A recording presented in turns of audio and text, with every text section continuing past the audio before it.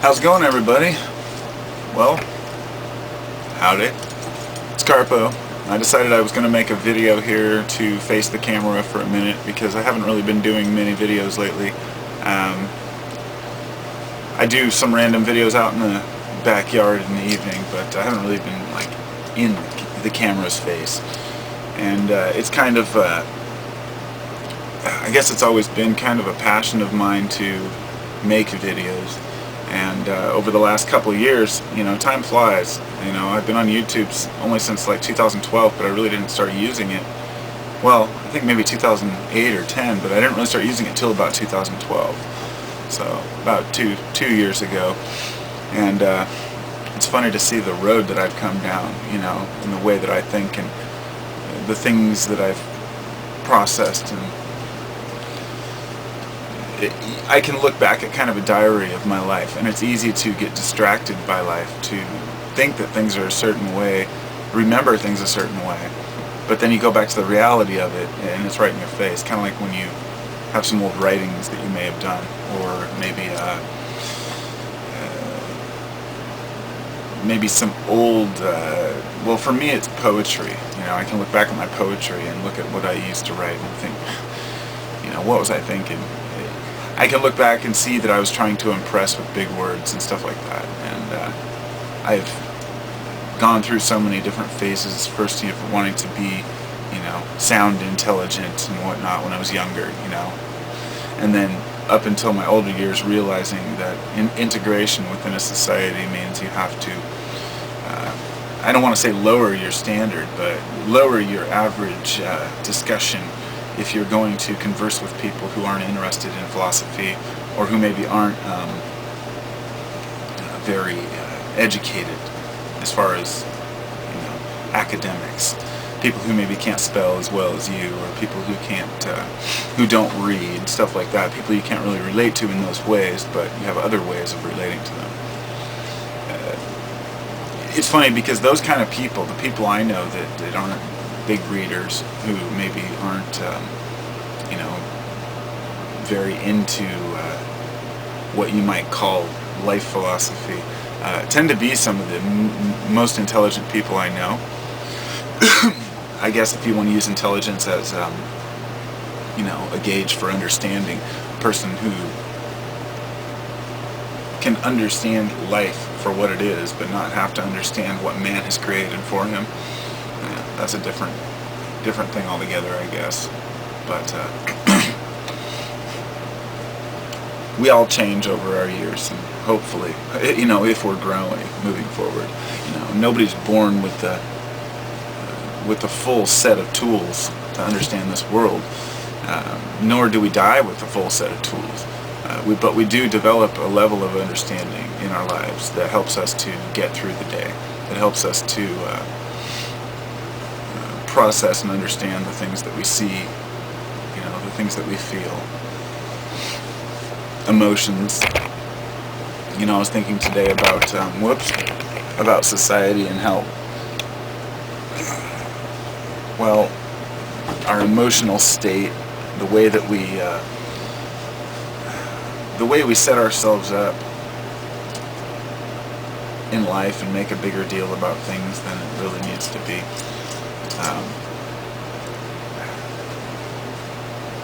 And what is the most important thing in life? People say family, love, understanding, wisdom, or growth. I think it's just a collection of everything, and that just learning to just live. But, and I've tried to explain this before, and it's difficult to get into words, but you may have a person who's never done any real spiritual growth or no personal growth in their life, but has the attitude of just live. And then you have another person who may have just lived for a long time, then they went through a really long period of understanding and it's difficult to convey what I'm trying to say here. A person goes through many different phases of, like I have, where you go through all the angst and you go through many different ways of thinking and trying to understand the world around you, and finally coming to the conclusion that yes, the idea is just to live, but seeing it differently.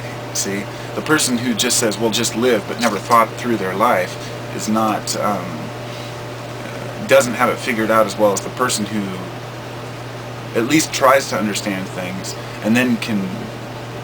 It's kind of like looking at all the evidence before you settle down to a conclusion. A good example, is people, in our society, we're influenced by our neighbors, by our family, friends, and we kind of follow in the footsteps of our parents and those around us. It's really difficult to break away from that, and to actually think for ourselves. As much as we think that we're independent thinkers, we're all like, in this one degree or another, we're kind of we're all children, trying to understand ourselves. And I know how much effort I've put into trying to understand myself in my life, and so therefore by comparing that, all the time that I've spent thinking about life, it makes it so transparent when people claim to have the answers. When people say, no, this is the path or this is the path. Only a person who has experienced that can just live and know in their hearts that they're not missing out on anything. You know what I mean? So, in other words, a person who's never explored religions can never really settle down and say, hey, religion is or isn't for me, because they've never really looked at it to see what it is. But once you have a full set of tools to work with in your life, to at least never look back wondering, I wonder what that's all about, because at least as much as you can. I mean, you can't be fully immersed in every religion and be a true believer in every belief. I guess you could be. Some people claim to be associated with multiple religions, but really that just means that there's no one religion that's good enough, so what's the point in being involved in multiple? You basically created a separate, belief system, which is fine too. People are entitled to believe whatever they want. But, in my life, only going through the motions have I found what really is important. Not through people telling me what's important. When people say family and love, life, just living, I can confirm that only through experience. It's kind of like when you try to teach your children not to do stupid things, but they're going to do them anyway, because they're kids and they're going to explore. You can't teach a person the answer to life. I should say the questions of life, if you want to have questions. I guess my theory is that the answers will come to me when they're meant to come to me. The answers will come to me when the universe is ready to provide them. And by living that way, everything comes with ease. And I don't have any fears. And not having fears is so rewarding, so freeing,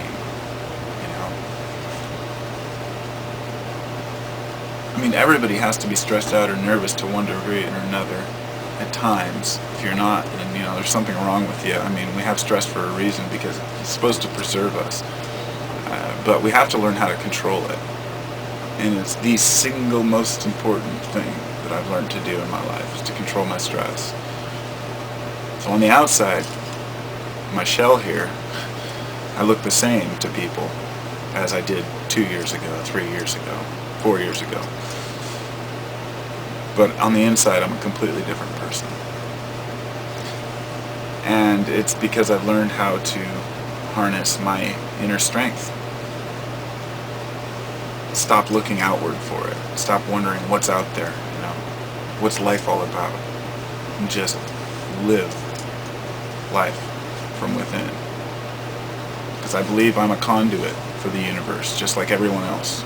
No better or worse, no specialty or nothing special about it. It's just a universal law I believe in, that I'm an eyeball for the all. A tentacle is the metaphor I used to use. and that I'm here to experience the world around me for what people like to call God, and not that.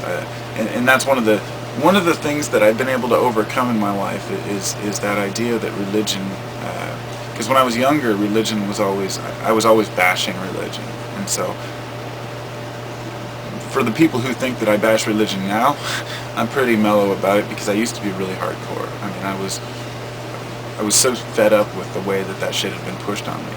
And it's funny because I never was a person who would ever seek out a religious argument with a person who believed in something. For the majority of my life, I never was even exposed to any Christianity, definitely not Islam. I had a couple friends that were Jewish. I lived in Lake Oswego, so of course I did. No, that's harsh. It's the kind of the nicer town around there. But we lived in the shitty part, so I was like the white trash of the town. Like so many. I was like one of the poorest kids in my school. And anyway, I had a couple friends that were Jews, and I had one friend that was a Christian. His mom was a Christian, his brother was a Christian, his sister was a Christian, he was a Christian. But they were all Christian by association. And I'll never forget, one Sunday morning, his mom yells up the stairs, "Michael, time to go to church!" And he's like, "Fuck no." I could have sworn he said, "Fuck you," but I think it was something like, "Fuck that," or "I'm staying here." And she just got flustered and left. And that was the last time he went to church. And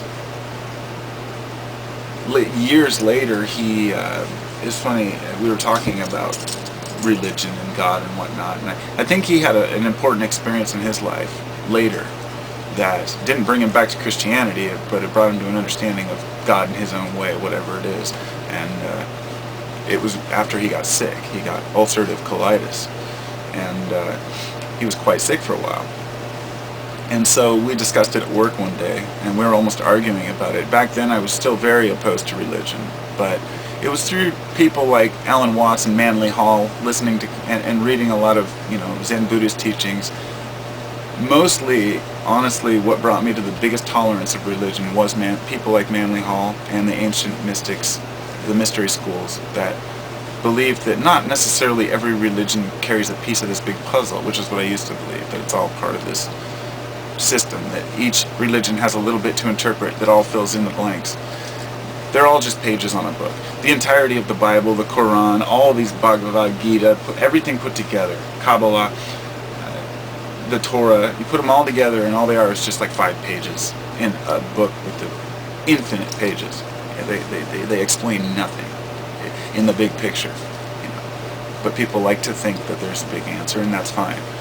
But I've understood that God comes to people often when they're in pain, if you want to put it that way, when they have had a really rough time and they ask for help, and they'll say, "Please, Jesus, save me from this," if you're there, and they recover, and then Jesus becomes what they believe is what did it, rather than their own internal strength. And when we discuss with these people things, they often mistake my belief in my own strength for being some sort of a anti-God, godless, atheist type, horrible person, and I get lumped together with demons and Satan worshippers, atheists. And this has happened to me repeatedly since I remember it started when I was in grade school, or high school, and I used to take a bus all the way out through Portland and then transfer all the way out to Southeast Portland to get to this alternative school. And this guy that was standing on the corner, and he told me I was going to hell. He had one of those signs on, it was all painted up, about hell. He told me I was going to hell because of the clothes I was wearing. And so you could see, this is one of many experiences I've had with these people. And I confronted him, of course, and, told him that was bullshit, but what do? The guy's an idiot. He's obviously mentally deranged. He's wired his brain to believe that that's what's true. And, so I've always had the finger pointed at me, and the whole reason I'm telling this story is to make the point that I never attacked religion. Religion attacked me, and I defended myself. And I'm continuing to do so. And when I don't get attacked by anyone religious for a long period of time, I tend to just fade away from even talking about it. But then people start telling me these things about what's wrong with me, and how I could be happy, and they give you the old "I used to be just like you." I don't know how many times I've heard that one, but I always answer the same thing: no, you were never like me. You never were like me. I'm a completely different eyeball, a different tentacle, a different facet on this jewel. And my beliefs, my thoughts are valid, just like any other. Doesn't mean that they're true, just means that they're valid, and I should be treated with respect, just like I give respect. So in order to be treated with respect, I have to give respect. So this is where I've learned religious tolerance. I've gone from being just pretty much indifferent to being anti-religious to being a person who believes in a spiritual existence but doesn't try to explain it with metaphors, yet still can respect those who do. Only because those who do have respected me, and I know many Christians who understand this, the Christ consciousness. Many people who call themselves Christians who don't even go to church or have anything to do with the Bible, really. But most Christians that follow the Bible, it's kind of how it is. I mean, you can't really believe in Christ without believing in the Bible, because it kind of defeats the whole. But they understand the Bible in their own way, and they don't insult others, and they actually discuss what could this metaphor mean? What could these fishes mean? What could cast the net to the right mean? That kind of stuff. And you start talking about right hemispheres of the brain, you get into people like Bill Donahue, who makes very strong assumptions about what the Bible means too, and that's just going to one other extreme. I think that each person has to read, and using the Bible as a metaphor, read the Bible with an open mind and without any preconceived notions about what these things mean. And when you live your life, you have to do the same thing. You have to live without assuming things are a certain way, without assuming that you're going to fail ever at anything, because you will if you set yourself up. And all of this comes back to the whole, people refer to that stupid movie, The Secret. When that came out, I was like, oh, that's great stuff, the law of attraction, that makes sense. But, and I'll admit, it got me moving, but there's something that always bugged me about it. It was that they talked about money. Here's how you get what you want. And this whole idea, this whole New Age system, it's often not about really being happy. It's about trying to attain enough wealth to make yourself think you're happy.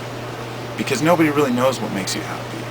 But through the research, through my looking into it, looking into what makes people happy, it's very simple. People you love in your life, whether it be family, friends,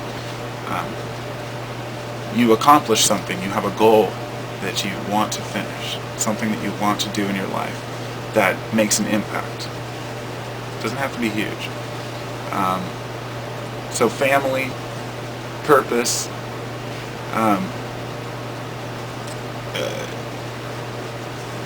and then there would be growth, I guess, growth and learning and understanding. And those are a few of the things that make a person feel complete.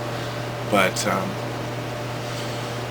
it's easy to forget the big ones, just the simple things in life.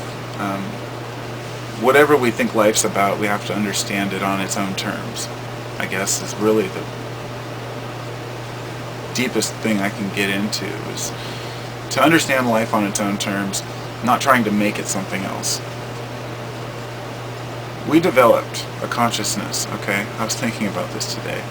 We developed a consciousness because nature wanted us to, okay? And now those who believe in random mutation as being the sole creation of humans won't believe this, but I believe that consciousness was evolved purposefully by the universe. Why?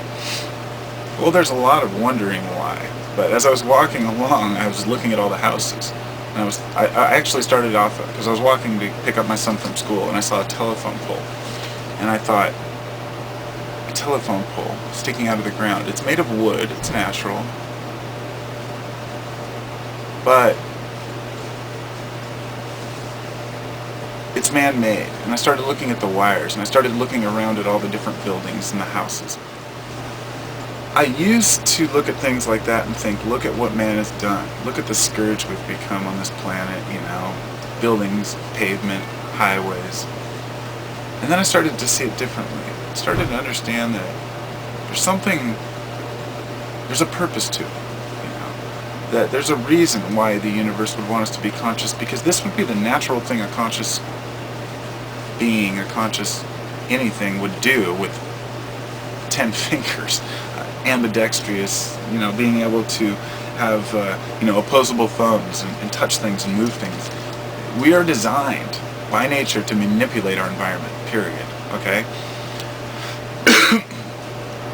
Why? Well, it doesn't matter why, we just do it.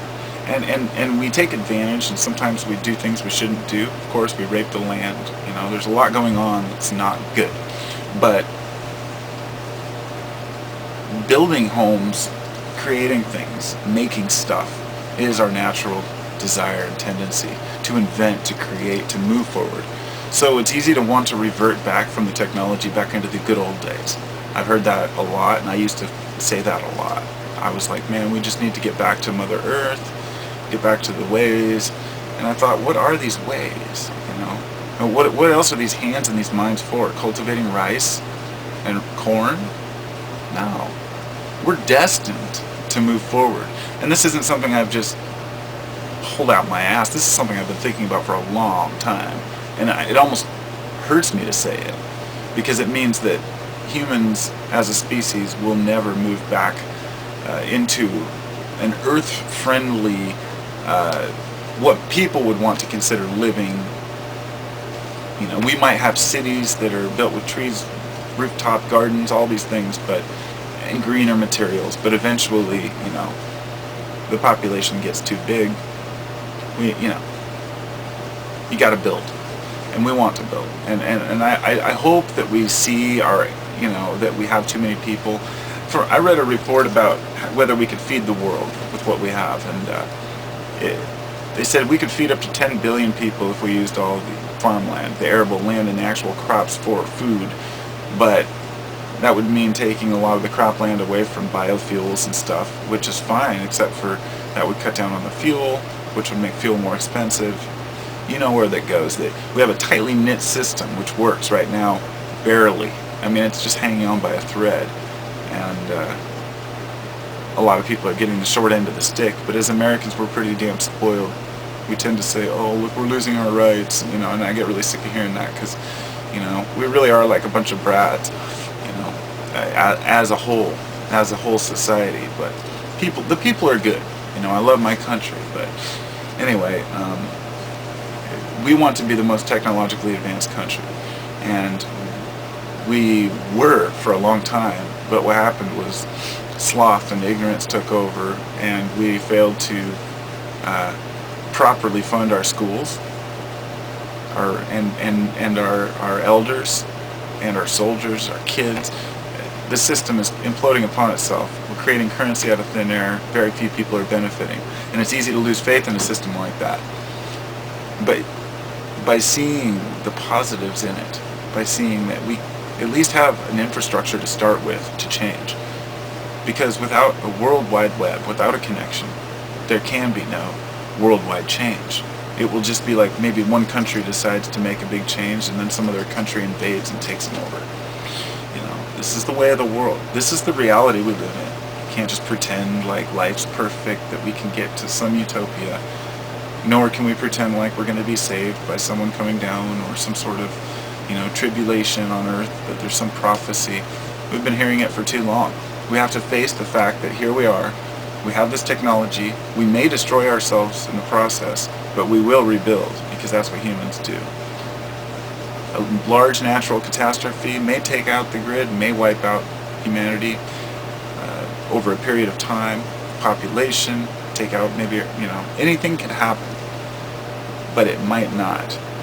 And just for that very reason, we have to take initiative in our lives to be something better, to try to help change the system any way we can.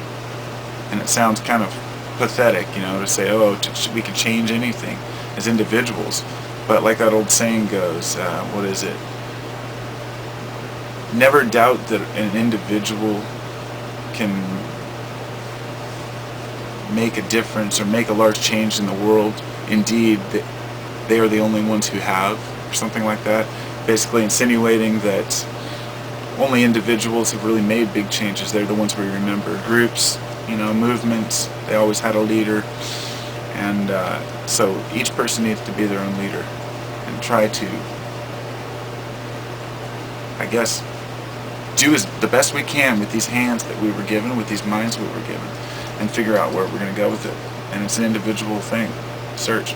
For me, it goes back to the beginning of what I was saying in this video, which is just live. Just do it. Maybe you don't have hands. No? Maybe you don't have a mind that works very well. Who knows? Everybody's got their own problems. But we work through our issues and we do the best we can, because that's all we can do. There's no time for pouting or whining or saying what if or things should it be, woulda, coulda, shoulda. Here we are today. It's a new year, people. Peace.